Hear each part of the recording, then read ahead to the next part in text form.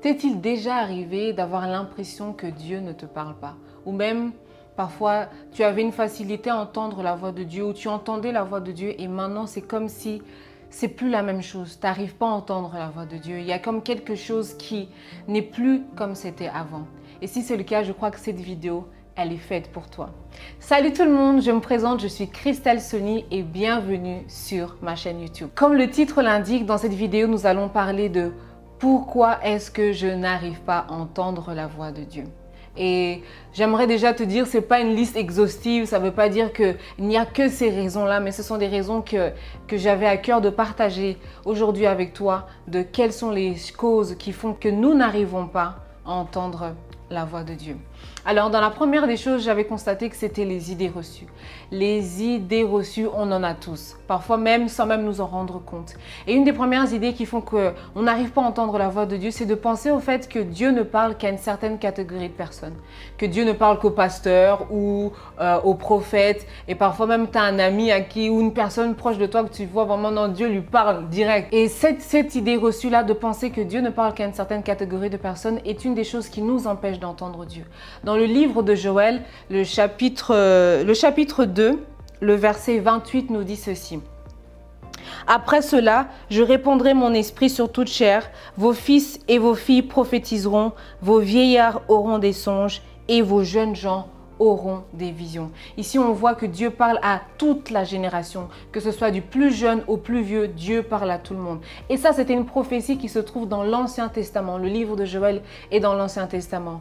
Et après ça, on voit que Dieu a réalisé cette prophétie. Pourquoi je dis ça? Parce que cette prophétie s'est réalisée lorsque le Saint-Esprit est descendu sur les disciples. Parce qu'il a dit, je répandrai de mon esprit sur toute chair. Aujourd'hui, toi et moi, nous pouvons être des canaux que Dieu utilise pour nous parler. Et alors, j'aimerais briser cette idée reçue de penser que Dieu ne parle qu'à une certaine catégorie de personnes. Et parfois, on a même une idée reçue de penser que Dieu ne nous parle que dans des temps de jeûne et de prière. Tu vois, le moment où tu coupes tout, tu effaces Facebook, tu effaces Instagram parce que tu dis non, maintenant je vais être focus pour entendre Dieu. Et penser que ce sont uniquement ces instants-là où Dieu nous parle. Alors que Dieu veut nous parler à tout moment. Imagine-toi si ce genre de moment, tu ne les fais qu'une fois dans l'année. Donc ça voudrait dire que tu n'entendrais Dieu qu'une seule fois dans l'année. Réfléchis à ça. Dieu veut réellement te parler tout au long de l'année. C'est simplement la disponibilité de notre cœur, l'envie d'entendre Dieu, la soif d'entendre Dieu. C'est vrai que quand on a des moments où on se prive de certaines choses, on se prive de la nourriture, on se prive de certains loisirs, parce qu'on va être proche de Dieu, on entendra Dieu. Mais j'aimerais nous conscientiser à réaliser au fait que d'entendre Dieu, on peut le faire tous les jours. La deuxième chose qui fait que nous n'arrivons pas à entendre Dieu, c'est la distraction. Dans le monde dans lequel on vit, en fait, tout autour de nous peut être une source de distraction.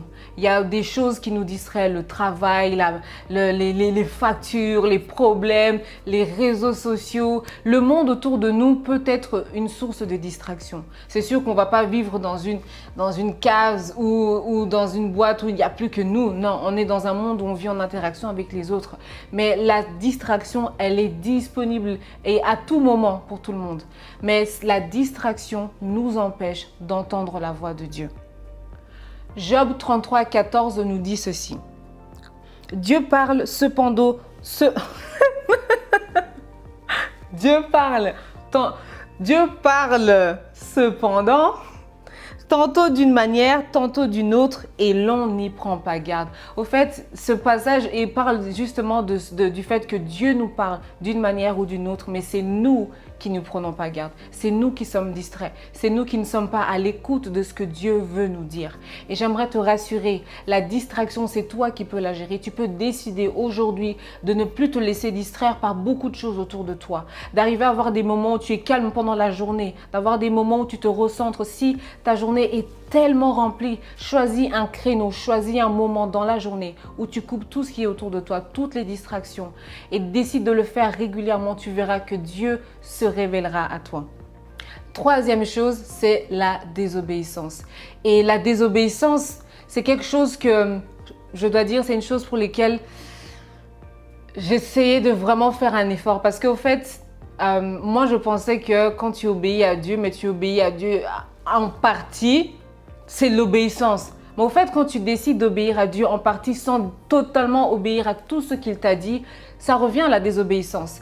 Et j'aimerais te donner un exemple d'une personne qui a obéi en partie. Vous connaissez tous le roi Saül, le premier roi d'Israël. Saül était roi en Israël et Dieu lui avait recommandé d'aller faire la guerre à un peuple. Et qu'après cette guerre-là, il devait éliminer tout, ne devait absolument rien laisser. Alors Saül, qu'est-ce qu'il a fait? C'est que il a fait ce que Dieu lui a demandé de faire, mais il a gardé les beaux animaux, les animaux qui étaient bien, les choses qu'ils pouvaient encore utiliser pour eux-mêmes.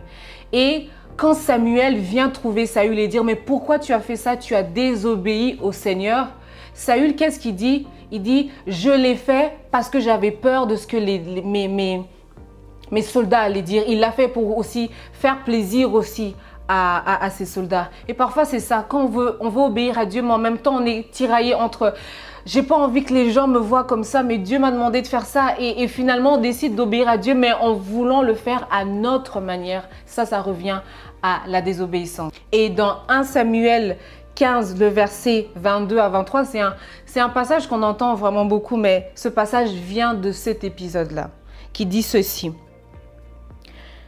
Et là, c'est le prophète Samuel qui parle à Saül de la part du Seigneur. Qu'est-ce que le Seigneur aime mieux? L'obéissance à sa parole ou bien les sacrifices d'animaux? L'obéissance vaut mieux que les sacrifices des animaux les plus gros. Oui, refuser d'obéir, c'est aussi grave que de consulter les devins. Résister au Seigneur, c'est aussi grave que d'adorer les faux dieux. Alors, le Seigneur te rejette aussi, tu n'es plus roi. Vous vous rendez compte que là, on met même l'obéissance au même niveau, c'est aussi grave que l'idolâtrie. Ça veut dire que c'est une chose que Dieu a en horreur quand nous sommes désobéissants. C'est une chose que Dieu n'aime pas quand nous sommes désobéissants. Et vous réaliserez que quand un parent veut donner à son enfant à faire quelque chose, il lui demande est-ce que tu peux faire ça? Et que l'enfant désobéit, le parent n'aura pas une aussi grande facilité à revenir encore chez l'enfant, lui demander de faire une chose à celui qui est désobéissant que celui qui obéit tout le temps. Parce qu'il se dit, lui, il est digne de confiance, lui, je lui demande de faire quelque chose et il le fait directement. C'est pas, il cherche à négocier ou bien il va le faire, mais il va le faire en partie. C'est vraiment de décider de devenir obéissant, décider de faire ce que Dieu vous demande de faire. Et l'obéissance, c'est un choix, c'est une décision. Dire, ok Seigneur, quelle que soit la chose que tu me demandes de faire, je décide de le faire et sans concession, sans chercher qu'est-ce que les autres vont dire, est-ce que les autres vont apprécier, mais décider, Seigneur, je veux être obéissant. La quatrième chose, c'est l'insensibilité. Je parle de l'insensibilité parce que regardez, ça vous est déjà arrivé, vous dormez, vous vous réveillez en pleine nuit, vous avez plus tellement sommeil, vous êtes comme sommeil et pas sommeil et vous avez l'impression que non, il faut peut-être que je prie. Et ce jour-là, tu te dis, non, je le ferai une prochaine fois. Ou bien, vous vous réveillez, vous sentez que vous devez prier, mais vous décidez de faire autre chose. Vous avez le sentiment de faire certaines choses, mais vous décidez de ne pas le faire. Et petit à petit, de faire des choses pour lesquelles vous sentez que l'esprit vous pousse à faire, mais vous reportez à le faire pour plus tard, ça commence à créer à l'intérieur de nous l'insensibilité. Parce qu'au début, on entend la voix de Dieu, mais moins on répond à l'appel de Dieu, moins on se rend disponible, plus on devient insensible à la voix de Dieu. Et il y aura des moments où même tu te réveilles la nuit, tu pensais que c'était le moment de prier. Mais maintenant que tu te réveilles la nuit, tu penses même plus que c'est le moment de prier. Tu te réveilles la nuit, tu ouvres le frigo, tu vas chercher quelque chose à manger. Tu te réveilles la nuit, tu commences à tourner en rond. Et c'est là qu'on commence à développer cette insensibilité. Et l'insensibilité nous pousse. Et l'insensibilité cause que nous n'arrivons pas ou nous n'arrivons plus à bien entendre Dieu ou voire même à ne pas entendre Dieu du tout. Et la cinquième chose, c'est le choix du canal. Vous savez, pendant un long moment, je rêvais beaucoup. Sincèrement, j'avais des rêves ou parfois même j'étais confuse, est-ce que c'est Dieu, est-ce que c'est ma pensée ou est-ce que c'est le diable? Et au fait, j'avais réalisé au fait qu'à ce moment-là, Dieu utilisait beaucoup les rêves pour me parler. Dieu utilisait beaucoup les rêves pour me parler. Et j'avais conditionné sans m'en rendre compte que Dieu utilise seulement mes rêves et sa parole pour me parler. Alors qu'en fait, comme Job l'a dit, Dieu nous parle tantôt d'une manière, tantôt d'une autre. Ça veut dire que Dieu peut utiliser différentes manières de nous parler. C'est vrai qu'il y a d'autres gens pour qui Dieu va vous parler d'une manière précise parce qu'il sait comment vous interpeller. Parce qu'on est différents. Dieu ne va forcément pas me parler à moi comme il vous parlerait à vous. Mais soyons ouverts à entendre Dieu de différentes manières. Et si vous voulez savoir les 5 différentes voix que j'avais parlé dans une de mes vidéos, comment entendre la voix de Dieu, ma vidéo elle est toujours disponible sur YouTube. Je crois que vous serez vraiment bénis par cette vidéo où j'explique les 5 différents moyens que Dieu peut vous parler. Et bien sûr, là aussi, ce n'est pas une liste exhaustive, il y a beaucoup d'autres manières, mais ce sont 5 principales façons ou différentes voies que Dieu utilise pour nous parler.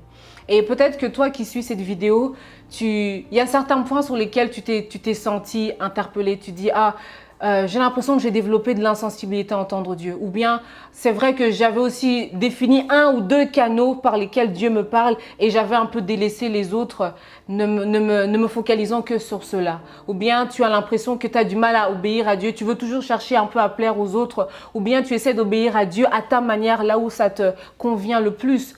Ou même, tu as des idées reçues pensant en fait que Dieu ne te parlera qu'à un certain moment où il ne parle qu'à une catégorie de personnes.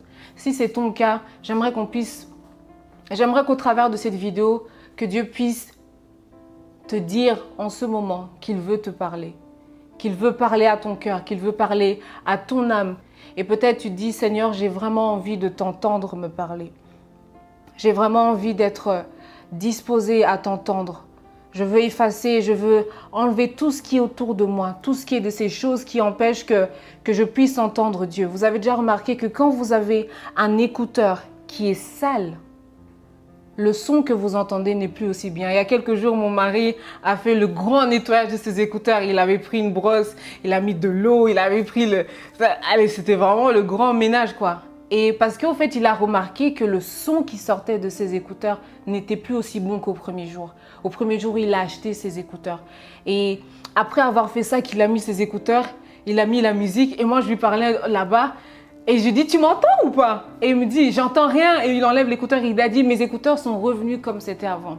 Et c'est 5 différentes façons que j'ai utilisées de vous parler de pourquoi je n'arrive pas à entendre Dieu, sont comme ces saletés qu'on a dans les écouteurs, qui petit à petit s'accumulent, petit à petit en fait empêchent qu'on entende clairement la voix de Dieu, empêchent qu'on soit à l'écoute du Seigneur.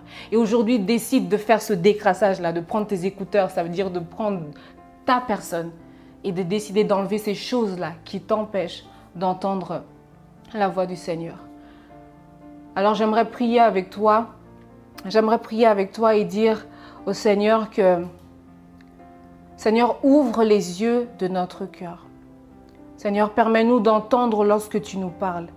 Aide-nous à éliminer autour de nous les choses parasites, les distractions. Aide-nous à enlever les idées reçues. Aide-nous à être obéissants, Seigneur. Aide-nous à ne pas être de ces personnes qui choisissons 1 ou 2 canaux par lesquels tu nous parles, mais d'être ouverts à t'entendre de toutes les façons que tu es prêt à utiliser pour nous interpeller. Seigneur, ouvre le cœur de mon frère et de ma sœur pour qu'elle puisse t'entendre, toi le Dieu qui veut nous parler. Merci parce que tu le fais maintenant, dans le nom de Jésus-Christ. Amen. J'espère que cette prière et que cette vidéo a vraiment pu t'aider. N'oublie pas, c'est un travail de tous les jours d'entendre la voix de Dieu. Ce n'est pas parce qu'on l'a fait aujourd'hui que instantanément, demain, tu te réveilles, tu entends directement Dieu, mais de décider chaque jour de poser des actes, de poser des actions qui va t'aider à entendre la voix de Dieu, à te dire, ok, je suis trop distrait. Et à un moment donné, je dois couper les distractions, je dois réduire les distractions, je dois essayer de changer ma façon de réfléchir pour pouvoir réellement entendre la voix de Dieu. On se retrouve très bientôt pour une nouvelle vidéo et que le Seigneur vous bénisse. Salut!